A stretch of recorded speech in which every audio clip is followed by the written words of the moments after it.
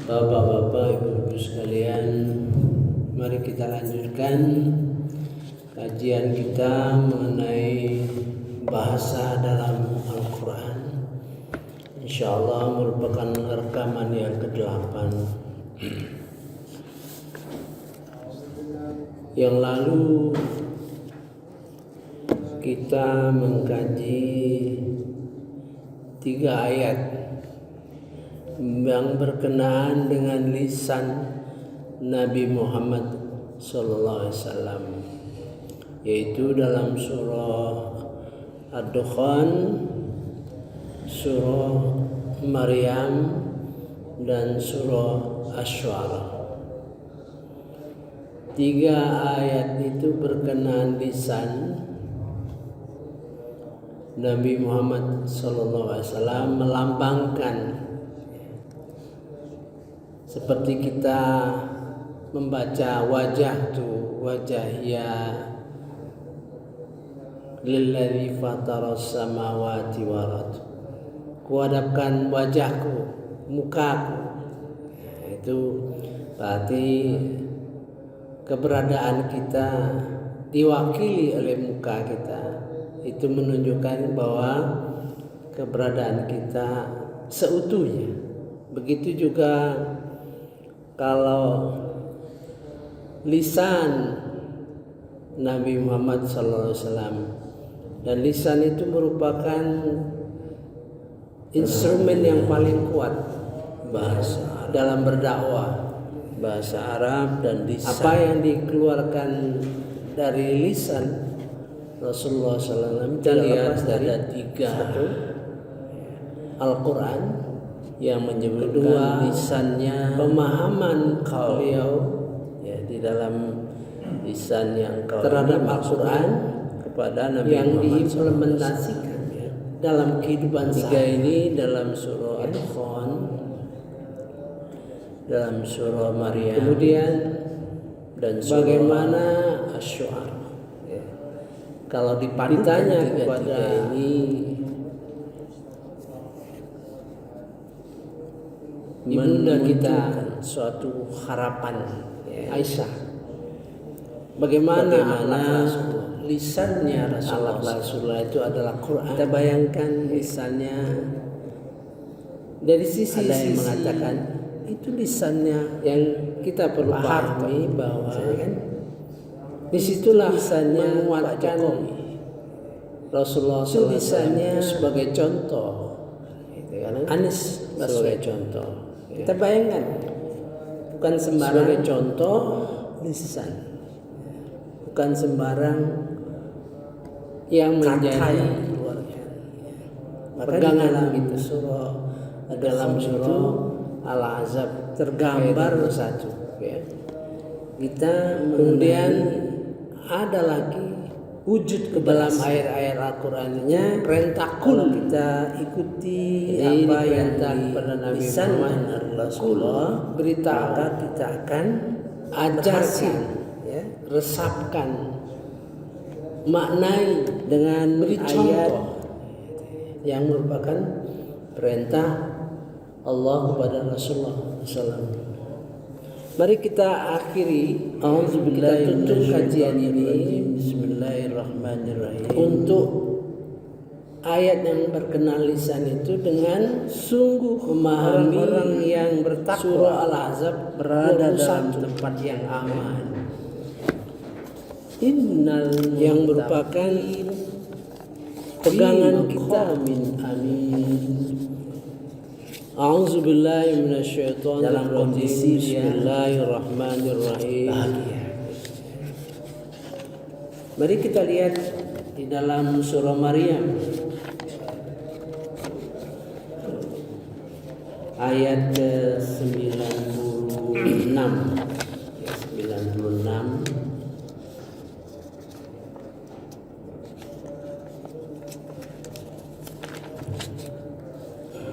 Sungguh telah ada suri teladan yang baik pada diri Rasulullah bagimu, yaitu bagi orang yang mengharap telah kami mudahkan rahmat Allah dan kedatangan hari kiamat dan yang banyak amalnya, agar dengan itu mari kita lihat ini merupakan suatu kepada orang ajaran global dan agar engkau dapat ajaran yang peringatan kepada dalam Al-Quran.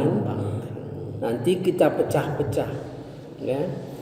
Bagaimana perintah Rasulullah di dalam yang menyangkut dirinya, kemudian bagaimana lisannya Rasulullah SAW, bagaimana agar perasaan cinta dia kepada kita, bagaimana Rasulullah itu hampir mencelakai dirinya. Banyak aspek di situ. Karena betul-betul Rasulullah itu supaya diteladani, tapi jangan sampai berlebihan kaum, ya. Maka diperintah kepada Nabi Muhammad SAW dalam dua ayat sebelumnya, katakan ada sesungguhnya yang merupakan aku ini sama dengan suatu yang dinantikan manusia biasa. Kalau petunjuk ini kecuali sampai pada diwahyukan kepada, berbahagialah. Jadi menunjukkan sungguh suatu peringatan, jangan mengerjakan kebajikan. Umat Islam Allah yang Maha Pengasih akan menanamkan rasa kasih sayang dalam hati, dalam bersikap menghadapi. Kalau kita tumbuh, jangan sampai terjadi seperti umat-umat sebelumnya, dalam arti mengajak sehingga kita menganggap seorang nabi itu lebih dari sebagai manusia biasa. Tentang dua kali kehidupan akhirat diperintahkan kepada Rasulullah untuk menyampaikan kita ingatkan bahwa dia itu seperti kalian, manusia biasa. Kalau muncul kasih sayang, A'udzubillahi minasyaitonirrajim. Bismillahirrahmanirrahim. Kita lakukan. Laqad kana lakum fi Rasulillah uswatun hasanah. Tumbuh di dalam hati kita rasa kasih sayang. Telah ada kita lakukan untuk kalian dengan dalam diri Rasulullah SAW kasih sayang. Uswatun hasanah. Contoh teladan yang baik. Tua kasih sayang sama anak istri, uswatun banting tulang, hasanah cari rezeki itu. Kalau pakai an itu bahasa Arab, kasih sayang Al-Qur'annya nunjukkan sempurna. Contoh teladan yang sempurna Maryam ini. A'udzubillahi minasyaitonirrajim. Tapi bagi liman kana yarjullah bagi yang mau standar berharap sesungguhnya pada Allah. Ini kalimatnya umum. Orang yang beriman dan beramal soleh berharap kepada Allah apa saja. Kalau tidak ada spesifik artinya umum. Bisa mengharapkan rahmat, bisa mengharapkan ridho, maka akan ditanam, bisa mengharapkan pertolongan, rasa kasih, bisa mengharapkan kedekatan kepada Allah. Itu kaitan dengan mawaddah. Sejarah Rasulullah dapat kaitan dengan mawaddah itu, ya. Satu. Kemudian kedua, kita lihat wal yaumil di dalam wal yaumil akhir As-Suara dan hari 94 kiamat. 100. Apa yang kita harapkan dari hari kiamat adalah suatu sikap untuk meyakini wabil akhirati hum yuqinun, yang proses terus sehingga kita yakin terhadap hari akhirat. Dengan keyakinan itu ke dalam hati, maka akan merubah sikap-sikap agar engkau termasuk orang yang memberi peringatan hari akhirat dengan bahasa Arab yang masalah perhitungan hisab itu masalah yang sentral.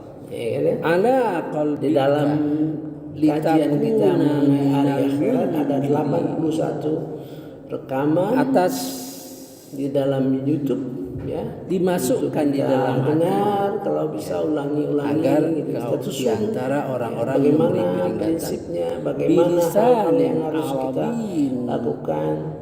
Bilisanin Arabiyyin Ketiga, mubin, ya, dengan lisan wa orang Arab dzakarallahu yang jelas. katsira. Jadi ada 3 ya. Dan mengingat Allah Kondisi. dengan banyak ya. Nah, Lisannya Rasulullah kita bisa membaca ini ayat ini bisa jadi sempit. berhasilan insyaallah Kalau kita zikir ikuti, itu ya. baca Lisan Quran, Nabi Muhammad sallallahu alaihi wasallam sekarang mengkaji itu Al-Quran, hadis, ya. Hadis-hadis, bekerja karena kemudian Allah, zikir. match. Ini Kita menunjukkan padukan bahwa dengan segala aktivitas, Apa segala beda yang Al-Quran dilakukan dengan hadis? oleh Rasulullah SAW itu di dalam Kalau perjuangan Al-Quran, wa dzakarallah dia membentangkan perintah-perintah katsira dan sebagainya di dalam Ingat beberapa kepada Allah ayat yang panjang banyak.